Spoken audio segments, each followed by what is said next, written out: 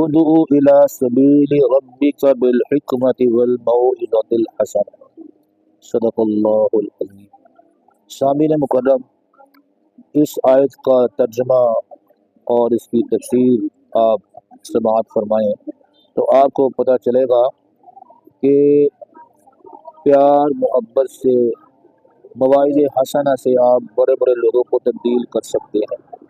ایک مرتبہ میرے پاس ایک ایسا شخص آیا جو خود کو بہت بڑا بزرگ سمجھنے لگا تھا، تعلیم اس کی کچھ نہیں تھی۔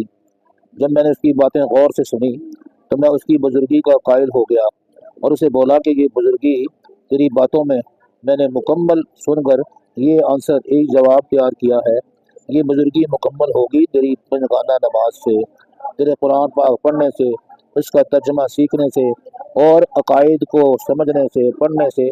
مختصراً اس نے آہستہ آہستہ رفتہ رفتہ میری باتیں سمجھنی شروع کر دی، سیکھنی شروع کر دی، یعنی اس کی ہاں میں ہاں ملا کر اس کی بزرگی کا قائل ہو کر اسے کچھ ایسی باتیں بتا دی جس سے اس کو سمجھ آ گئی کہ میرا مقام کیا ہے اور میری خواب کی حقیقت کیا ہے۔ ایک دم کسی کو ہم جب برا کہتے ہیں، غلط کہتے ہیں یا اسے پاگل قرار دے دیتے ہیں، وہ مزید سمجھنے سلجھنے کی بجائے وہ مزید بگڑ جاتا ہے۔ اللہ تعالی ہمیں سمجھنے کی اور سمجھانے کی توفیق عطا فرمائے۔